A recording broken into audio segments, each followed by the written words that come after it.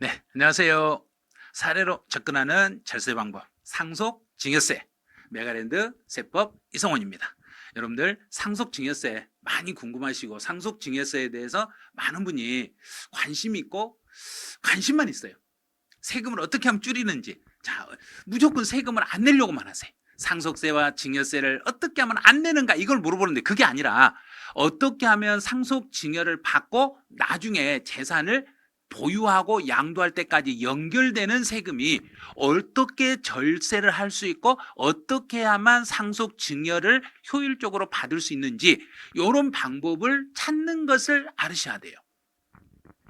무조건 세금을 줄이는 게 다가 아니란 이야기예요. 세금이라는 것은 지금 세금을 줄이면 언젠가는 세금을 많이 내셔야 돼요. 그래서 상속이나 증여를 받았을 때 이제 어떻게 하면 나중에 양도소득세를 조금 줄일 수 있겠는가? 자, 이런 걸 가미해 가지고 상속증여세 신고를 해 주셔야 돼요. 이런 걸 지금 저와 함께 상속증여세 절세 방법을 사례로 찾아가 보시자는 이야기죠. 그러면 지금 상속증여세에 대해서 제가 어떤 식으로 강의를 할 건지 가볍게 한 OT로 해서 가볍게 이제 어떤 식으로 강의하는지 보여드릴 거예요. 보여드릴 건데 지금부터 제가 상속증여세하고 관련된 부분을 잠깐 알려드릴 테니까 관심 있으시면 끝까지 이 OT를 끝까지 한번 들어보시고 내가 이 상속증여세를 이 메가랜드 이성원 선생님하고 같이 한번 해보고 싶다. 그러시면 끝까지 마지막까지 OT 한번 잘 들어봐 주시기 바라네요. 자, 그러면 이 상속세와 증여세 절세하는 방법은 누가 알아야 될 것인가? 누가 알아야 돼요? 그러면 상속받은 사람이요, 증여받은 사람만 알아야 돼요. 뭔 소리 하는 거예요? 친구가 상속을 받았다면 옆에서 상담도 해줘야죠. 친구가 증여를 받았다면 내가 상담도 해줄 수 있죠. 그래서 대한민국 국민 모든 사람은 상속세와 증여세 절세 방법을 알고 계셔야 돼요. 그 어려운 걸 우리가 공부를 하고 알아야 된다고요. 어렵지 않아요. 어렵지 않고 할 수 있어요. 우리 모두는 다 할 수 있어요. 왜? 모든 국민이 알 수 있게끔 법이 만들어져 있잖아요. 만들어져 있는데 그 법을 두려워하시는 거예요. 내가 세금을 잘못 적용하면 어떻게 할까? 잘못 적용하면 추가로 더 내면 되잖아요. 가볍게 생각하세요. 너무 복잡하게 생각하거나 너무 어렵게 생각해서 상속세와 증여세가 어렵다고 느끼시는데 어렵지 않아요. 진짜 어렵지 않아요. 왜? 저와 함께 같이 하신다면 여러분은 상속증여세 어렵지 않게 마스터할 수 있을 겁니다. 자 그러면 흐름을 한번 봐볼게요. 상속증여세 어떤 식으로 흘러가는가? 먼저 물건을 사가지고 가지고 있다가 팔거나 또는 안 팔고 가지고 계속 있다가 상속이나 증여로 넘겨주는 방법이 있어요. 그러면 상속이나 증여를 받았을 때는 상속세와 증여세를 고려해야 되는데 많은 분들이 상속세와 증여세는 세무 전문가인 세무사에게 상담을 해야 된다 이렇게 느끼고 있어요. 아니에요. 상속세와 증여세는 우리 모든 국민들이 다 이해할 수 있고 다 해결할 수 있어요. 법만 찾아보시면 법의 내용을 이해만 하시면 여러분도 상속증여세의 전문가가 될 수 있고 누군가에게 상담할 수 있는 컨설팅할 수 있는 능력을 가미할 수 있어요. 그런데 그 상속증여세 용어들이 어렵다 보니까 어려운 용어를 쉽게 풀어내는 연습을 안 하셔서 어렵게 느껴지는 거지 실제로는 모든 국민 모두가 세금에 대한 절세 방법을 이미 알고 있어요. 알고 있는데 그걸 적용을 못해서 그런 거죠. 그래서 그 적용은 다양한 사례 속에서 상속증여와 관련된 많은 사례 속에서 절세하는 방법을 찾을 수 있어요. 왜? 사례 속에는 절세 노하우가 숨어 있거든요. 그래서 절세 노하우는 모든 사례에서 그걸 찾으셔야지 법을 읽으면서 법에서 찾으려. 왜? 법대로 하면 그게 법대로 하니까 절세가 아니에요. 법대로 내는 세금이에요.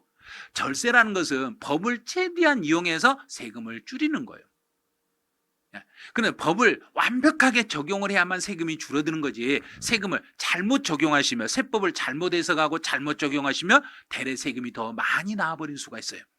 그래서 그런 세금을 더 내는 오류를 방지하기 위해서는 여러분들은 이 사례 분석을 반드시 한번 해보시는 게 좋으실 거예요. 자, 그럼 이제 제가 몇 가지 사례만 가지고 제가 상속증여세에서 어떤 식으로 사례 분석을 하고 어떻게 접근하고 어떤 식으로 설명하고 어떻게 이해를 시키는지 이걸 몇 가지만 보여드릴 테니까 이 사례가 마음에 들면 저와 함께 상속증여세 분석을 해보시면 돼요.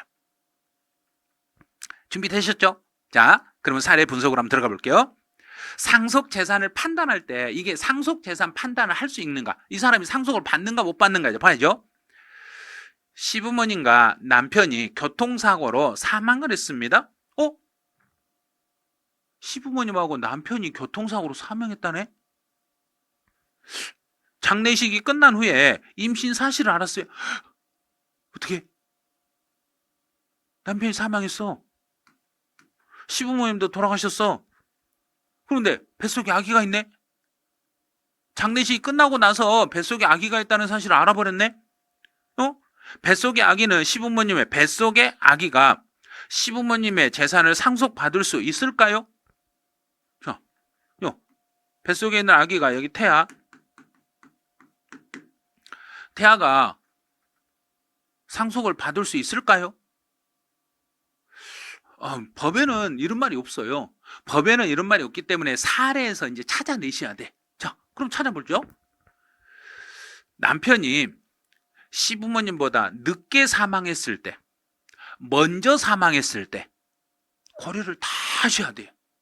그러면 제일 먼저 시부모님하고 남편이 같은 차를 타고 가서 같은 차를 타고 다시다가 사망했을 때 제일 먼저 병원 응급실에 가서 사망 진단서에 누가 사망 일시가 어떻게 되는지 그것부터 확인하셔야 돼요.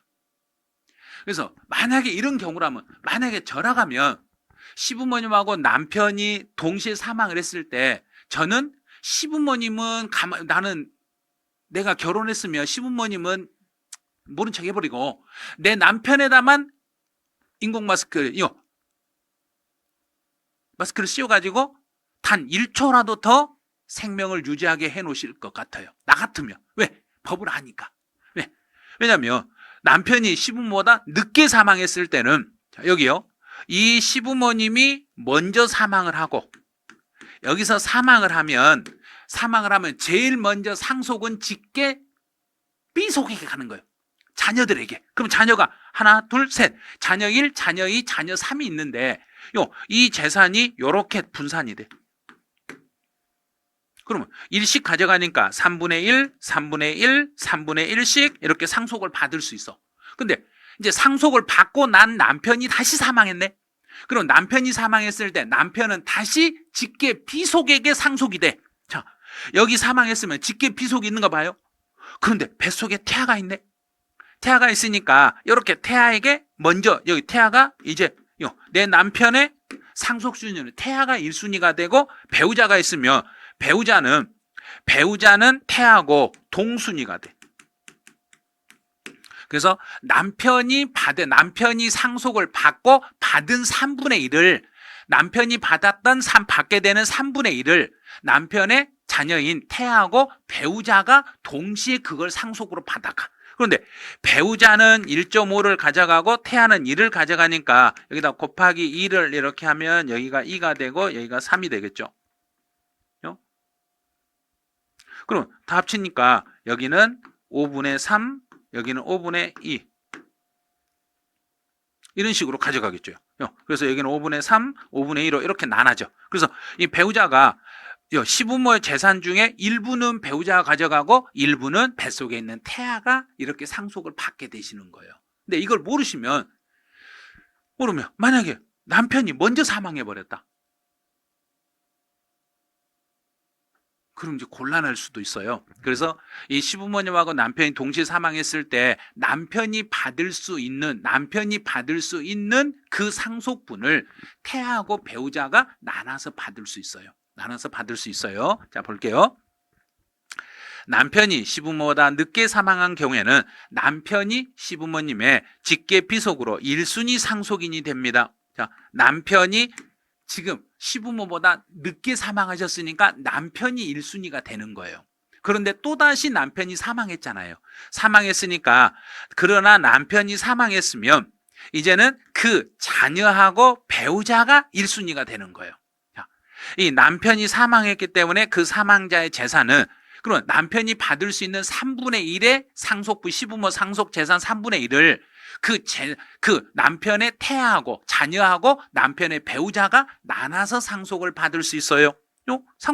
그래서 태아는 며느리와 함께 시부모의 재산을 상속을 받을 수 있는데, 배우자는 1.5를 받을 수 있고 태아는 1을 받을 수 있어요. 그래서 자녀들은 직계비속은 1, 그 배우자는, 그 사망자의 배우자는 1.5를 받아갈 수 있어요. 그런데 순위는 직계비속이 1순위고 배우자는 동순위로만 이렇게 나란히 쓰시는 거예요. 그러면 이런 경우는 시부모의 재산을 뱃속에 있는 태아하고 며느리가 일부를 받아갈 수 있으세요. 자, 알아야 되겠죠. 그런데 알아야 되는데, 여기서 시부모의 재산, 자1, 자2. 그러면 남편의 형제들이 순순히 넘겨주려 하겠냐 이거예요. 그래서 법적으로 내가 받을 수 있다는 걸 알고 달라들으셔야죠. 법대로 하자. 우리 법대로. 소송해서 찾아가시면 돼요.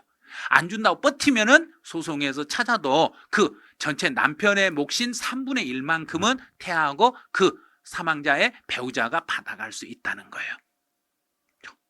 해결했죠? 자, 그러면 두 번째 가보죠.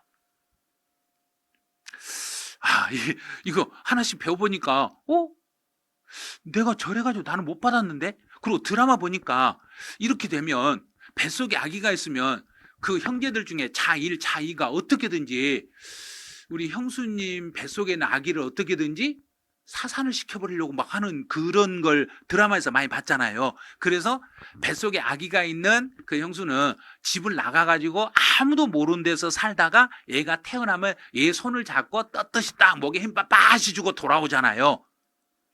그러면 그렇게 한다는 이야기예요. 그게 바로 지금 사례 1번에서 설명했던 내용을 드라마상으로 영상화시켜서 알려드렸던 거예요. 그래서 말로 이미 전달이 될 수 있는 내용을 영상화시켜서 알려준 게 바로 그런 내용이에요. 자, 그러면 사례 2번 가보죠. 재혼 배우자의 친양자로 입양한 경우에, 자, 이거는 뭐냐면 자녀를 데리고 재혼을 했는데, 자, 이분이 재혼을 했어. 자, 이분하고 이렇게 재혼을 했어. 재혼을 하면서 전 배우자가 재혼했는데 전원 자녀를 그 전 배우자에서 난 자녀, 이 친구가 전 배우자의 자녀를 데리고 재혼을 했어. 그래서 전원 자녀를 재혼 배우자의 친양자로 입양을 해버렸네. 자, 친양자로 입양을 해버렸어. 그러면 이제 완전히 이 자녀는 옛날 배우자 자녀가 아니라 새아빠의 애가 돼버린 거예요. 새아빠의 아들이 돼버린 거예요. 자, 아들인가 딸인가는 잘 모르겠는데 자녀가 돼버린 거예요. 자, 새아빠의 자녀가 돼버린 거예요. 그러면 이 자녀가 전 배우자가 사망했더라도 전 배우자의 상속을 받을 수 있을까요? 이렇게 물어보는 거예요. 지금 저거 혹시 받을 수 있을까요? 없을까요?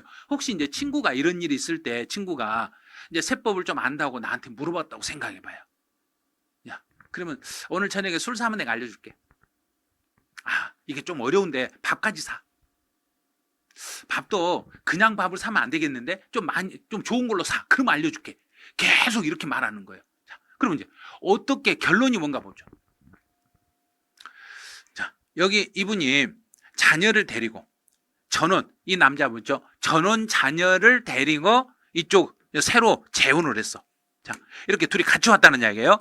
여자분하고 자녀가 같이 재혼을 하면서 이 자녀가 이쪽에 여기에 완전히 친양자로 들어온 거예요. 완전히. 그러면 이쪽에 요 새로운 새아빠의 자녀가 돼버린 거예요. 그러면 옛날 아빠의 자녀에서는 이제 박탈이 되는 거예요. 옛날 아빠하고는 연을 끊어버린 거예요. 자, 여기 있는 분하고는 이제 완전히 연을 끊어버리고 새아빠하고 새롭게 친자 관계를 맺는 거예요. 자, 이렇게 됐죠. 그러면 재혼 배우자의 친양자로 입양한 경우에는 전 배우자의 친양자 관계가 종료가 돼. 친자 관계가 종료가 돼. 그러면 옛날 아빠하고는 이제 완전히 단절이 되는 거예요. 전원 자녀는 전 배우자가 이분이 사망을 하셨더라도 이 자녀는 이분의 재산을 상속을 받을 수 없게 돼요. 전 재산을 상속을 받을 수 없게 되겠습니다. 그럼 어떻게 해야 돼요? 방법은 있죠. 방법은 어떻게 하냐면 친양자로 들어가지 않고 이 자녀는 양쪽에 양다리 걸치고 있으면 돼. 양다리 걸치고 있으면 여기서도 상속을 받을 수 있고 이것도 상속을 다 받을 수 있어요. 양다리 걸치고 있으면. 그러니까 친양자로 완전히 새아빠의 호적에 입적을 해가지고 친양자로 딱 들어가 버리면 그때는 옛날 전 배우자의 전 아빠는 완전히 이제 친자관계가 없어져 버린다는 거, 그것만 주의하시면 돼요. 자, 이제 알겠죠? 자, 그럼 가보죠. 재혼하면서 전원 자녀를 데리고 왔더라도 그 자녀를 입양하지 않거나 일반 양자로 입양한 경우에는 전 배우자와 전원 배우자 사이의 친생관계가 그대로 존속이 돼. 옛날 아빠가 그대로 친자관계가 그대로 존속이 되기 때문에 전 배우자의 상속인데요, 상속을 받을 수 있어.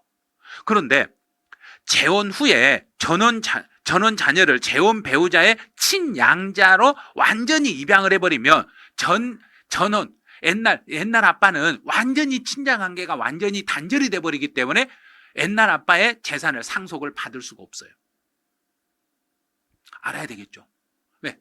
요즘 이런 일이 좀 많이 생기거든요. 많이 생기다 보니까 이런 사례 같은 것은 하나 정도 알고 있으면, 그럼 누군가에게 상담할 때 누군가가 갑자기 물어보면, 그거 혹시 친양자로, 너 새아빠의 친양자로 입적을 했니? 안 했니? 요것만 물어보면 돼. 그래서 아직 나 그 친양자를 안 했는데, 그러면 옛날 아빠의 상속을 받을 수 있어요. 이런 식으로. 이렇게 상담을 아주 간단하잖아요.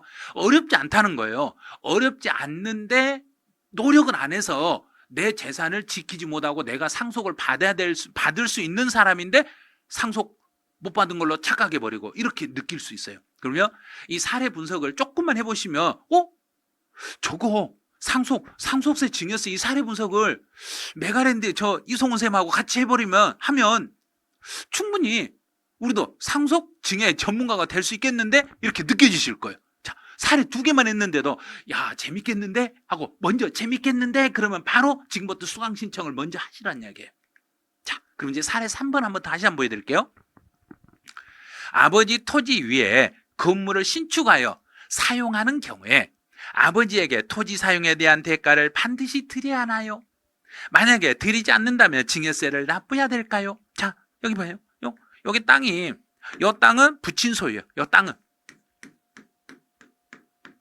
땅은 제 아버님 땅이에요. 그런데 제가 그 땅 위에다가 아버님을 이 땅 위에다가 내가 주택을 짓고 주택을 신축해서 내가 위에서 살고 있어. 그럼 나는 내 아버님에게 이 땅에 대한 사용료를 줘야 되냐 이거예요. 대가를 반드시 드려야 되나요? 만약에 대가를 안 주고 내가 쓰고 있다면 증여세를 내야 되나? 에이, 이거 법이 그러려고 뭔 소리 하는 거예요 지금. 무상사용이잖아요. 증여세는 무상으로 사용한 이득에 대해서는 애누리 없이 무조건 증여세를 물려버린 거예요. 애누리 없어요. 무상이잖아요. 아니 만약에 다른 사람 땅이었으면 당신 대가를 줬을 거 아니에요. 다른 사람 땅이었으면 당신이 줘야 될 그 대가의 상당한 만큼은 증여로 봐서 증여세를 내셔야 돼. 아니 그럼 이거 피해갈 수 있는 방법이 있나요? 수수료 주면 알려드릴게요. 그런데 수수료 안 주고도 여러분은 지금 이 사례 분석을 통해서 여러분은 절세할 수 있는 방법을 찾아낼 수 있어요. 봐요. 찾을 수 있잖아요. 지금 분명히 증여세 물린다고 했잖아요. 그런데 증여세를 물리는데 빠져나갈 수 있는 방법이 있다는 이야기예요. 모든 법에는 이게 이런 영상에서 이런 용어를 쓰는 건 조금 무리인데 제가 알려드릴게요. 자, 모든 법에는 이렇게 돼 있어요. 구멍이 보이잖아요. 약간의 틈이 있다는 이야기예요. 틈새, 개구멍이 있다는 이야기예요. 모든 법에는 빠져나갈 수 있는 조그만 틈들이 있으니까 그 틈을 파고드는 게 요게 바로 세금을 줄이는 방법이에요. 그걸 사례에서 판례에서 알려주는 거예요. 이런 경우는 예외적으로 그거는 세금을 물리지 못합니다 하고 알려주는 거예요. 우리 국민들이 모르는 걸 법에서 알려주잖아요. 직접. 그러니까 사례를 자꾸 분석을 해보셔야 돼. 그러면 그 사례를 통해서 여러분은 절세 방법을 찾을 수 있어요. 자, 가보죠.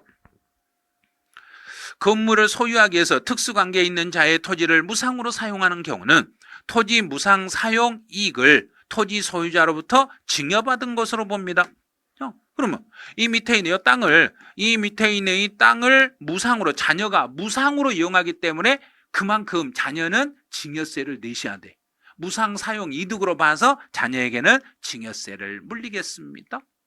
그런데 어떻게 하면 증여세를 안 내는지 여기서는 답을 안 가르쳐 주죠. 자, 어떻게 하면 되냐면 자녀가 이 부모를 모시면 돼요. 그러면 안 내도 되는 건데 같이 살고 있잖아요. 부모님 땅에 자녀가 집을 짓고 이 집에서 자녀하고 플러스 내 부모하고 같이 생활하고 있으면 무상 사용에 따른 이득이 아니에요. 부모하고 같이 내가 생활하기 위해서 부모 땅에다가 집을 짓고 부모님하고 내가 같이 살고 있으면 그때는 증여세를 안 내셔도 돼. 그럼 변칙으로 부모님의 주민등록만 옮겨놔도 되겠죠. 이건 편법이란 이야기예요. 그건 편법이기 때문에 세무조사를 통해서 확인할 수 있어요. 그러면 부모님의 옷가지 같은 경우를 집에다, 자녀 집에다 몇 가지를 갖다 놓으시고 부모님이 좋아하시는 것들, 부모님이 또 사용해야 될 물건들을 몇 개를 자녀 집에다 갖다 놓으면 세무공무원이 방문했더라도 부모님 여기 살고 계신데 오늘 잠깐 외출하셨어요? 그러고 나서 그럼 부모님 어디 계세요? 그러면 전화해서 왜 집에 안 들어오세요? 지금 집에 오늘 나가셨다가 왜 이렇게 이 늦게까지 안 들어오세요? 그럼 부모님 오늘 눈치채고 자녀 집으로 다시 오시는 거죠. 왔다가 하루 이틀 있다가 다시 가시는 거고, 이런 식으로 이렇게 하셔도 되고. 그러니까 이런 변칙적인 방법도 있으니까 변칙적인 방법이 이건 탈세예요. 그런데 탈세가 아니라 정상적으로 세금을 줄이려면 부모 땅 위에다가 자녀가 집을 짓고 살더라도 자녀하고 부모가 같이 생활하고 있으면 자녀는 부모에게 무상사용 이득에 따른 사용료를 안 주셔도 증여세를 내지 않는다는 거, 요거를 알고 계시란 이야기예요. 그럼 사례에서 이거 알려주랬어요. 아, 이렇게 하면 세금을 줄일 수 있네요. 네, 딩동댕 맞았습니다. 이런 거예요.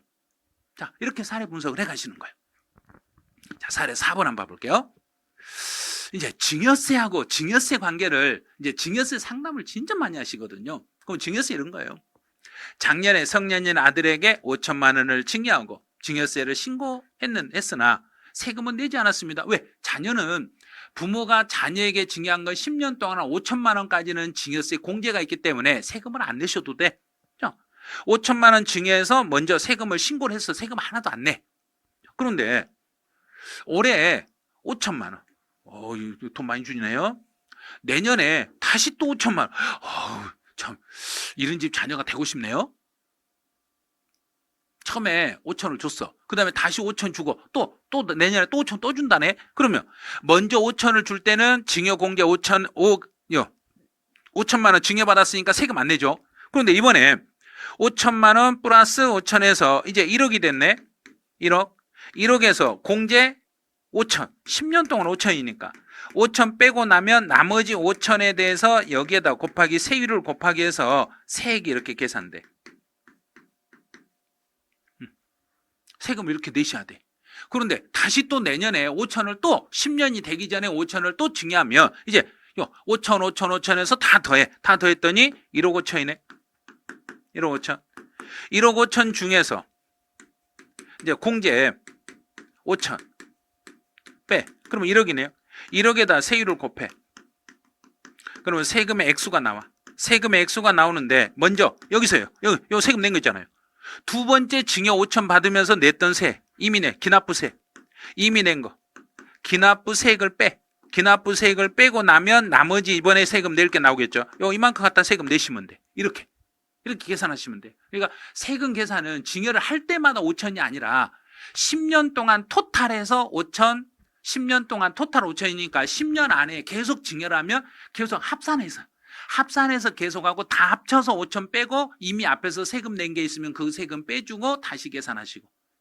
그래서 계속 미리서 냈던 세금을 기납부세액으로 빼주고 하면서 다시 세금을 정산하시는 거예요. 그래서 증여라는 것은 10년이라는 시간 동안, 10년이라는 시간이에요. 그래서 이 10년이라는 시간 동안 세금을 정산을 해야 되기 때문에 먼저 5천에 대한 세금을 먼저 신고하시고 그 다음에 5천을 받을 때는 두 개를 합산해. 합산해가지고 여기서 1억에서 5천 빼고 이거는 증여 공제란 이야기예요.